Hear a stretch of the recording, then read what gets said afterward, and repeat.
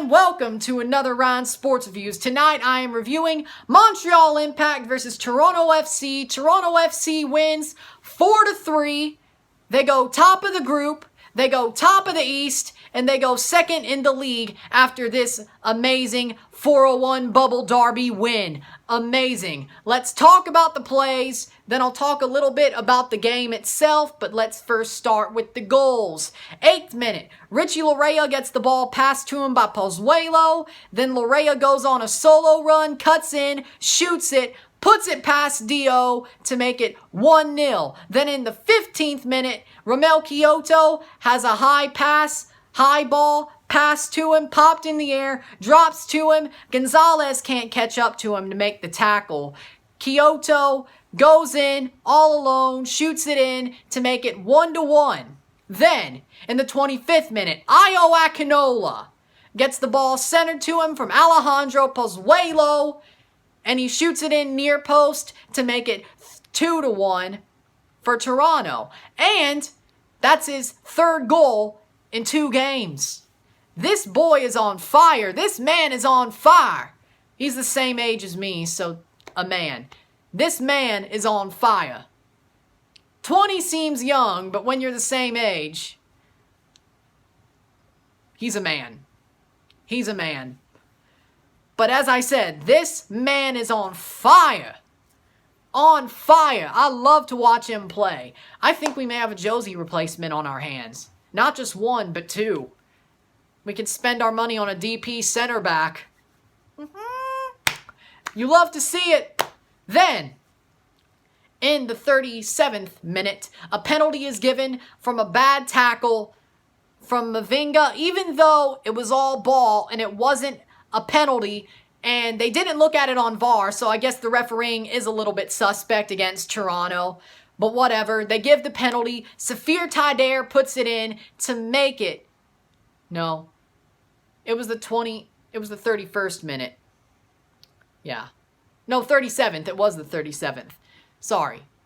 2-2, 37th minute off a penalty. Yes. Yes. I don't know why I got confused. I think I lost a train of thought there. I got ahead of myself. Lost the train of thought there. Safir Taider puts in the penalty to make it 2-2, but 14 seconds later off the kickoff, ball popped up in the air for Ayo Akinola from Alejandro Pozuelo. That's 3 assists, and that's a second goal for Ayo Akinola off a solo run in to the goal past Dio to make it 3-2, and that's the way it would go in to halftime. And Toronto don't look amazing, but they look good enough, and that's good, and they're on top. They don't look amazing, though, and they kind of got BS'd by a fake penalty. It really should have been 3-1, but you take what you could get as long as you're up, you know. And then, in the 83rd minute, Ayo Akinola has another solo run, bodies the defender, runs in and shoots it and scores to get his hat trick. This time he gets it. 5 goals in 2 games. 3 IO 20 see the goal. And it's 4-2 for Toronto FC. And then, in the 90-plus 5th minute, there's a handball on the outside of the box. Laurent Simon commits it. They give the penalty. You can't complain about this one. And Safir Taider takes it and puts it in to make it 4-3. But Toronto would shut it down, win the match, 4-3, win the bubble 4-1 derby. And you love to see it. They win. They pull it off, they win, they buckle down. I wouldn't really put the penalty against them, but it is what it is.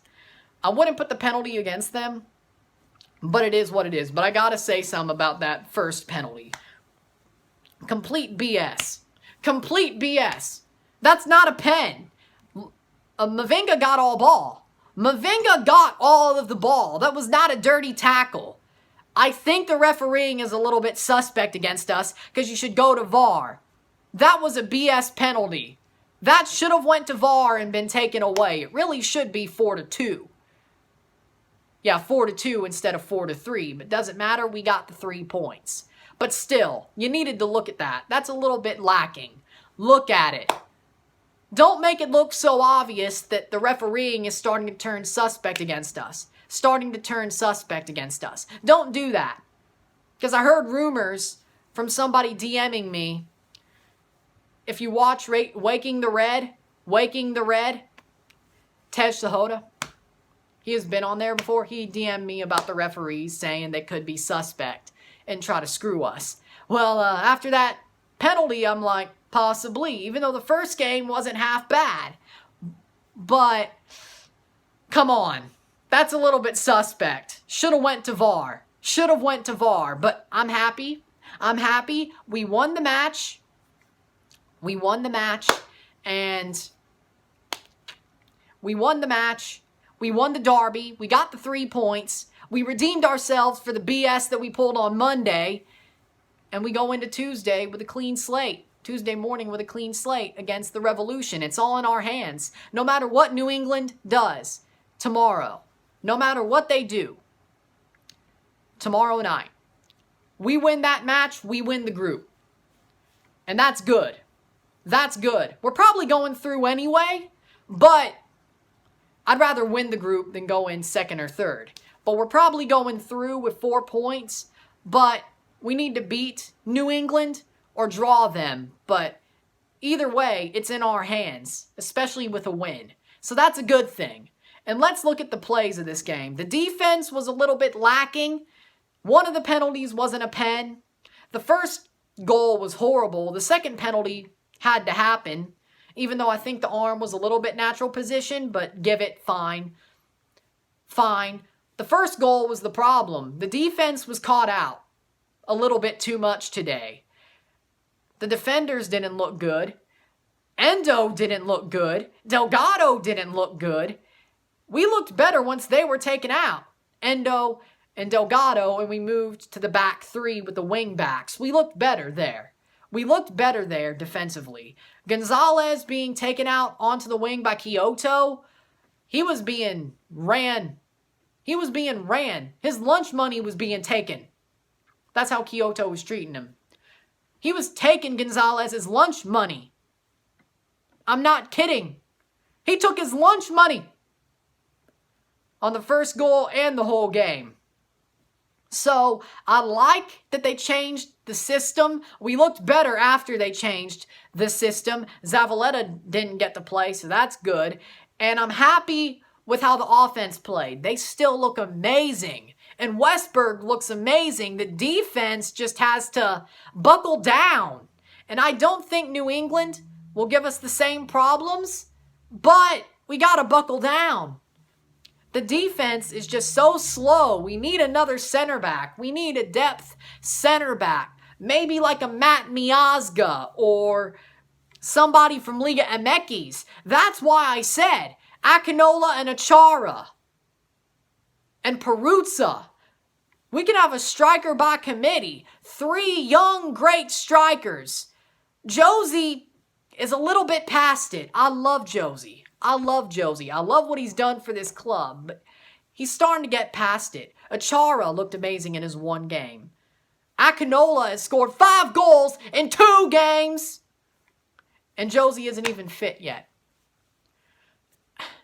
I think it's time to give Josie the old heave-ho. And I hate to say it, because I love Josie. He's an amazing player, but he's not fit. He's always hurt, and he only scores when he cares or it matters. I think a striker by committee, whether it be Akinola, Achara, or Peruzza, I think that would be good. I'm okay with that.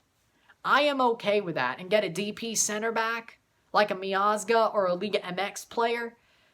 Not a Lyoun. Hell no. We don't need that. But we need to change.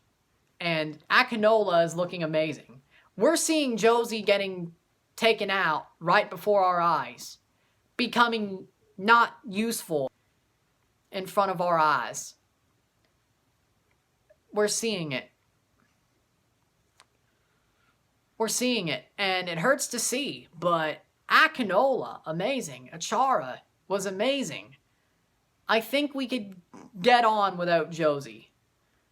I think we can get on, So, with that, I say Toronto played well. Man of the match, Io Akinola with a hat trick. Of course it's him. And amazing game by Toronto. They could have locked down a little bit more, but they got the goals they needed. They won. They did what they needed to. They beat Montreal. We're good. If you like this video, like it, share, subscribe. You know what it is. Tell all your friends. I'm Ryan. I'm out. Peace.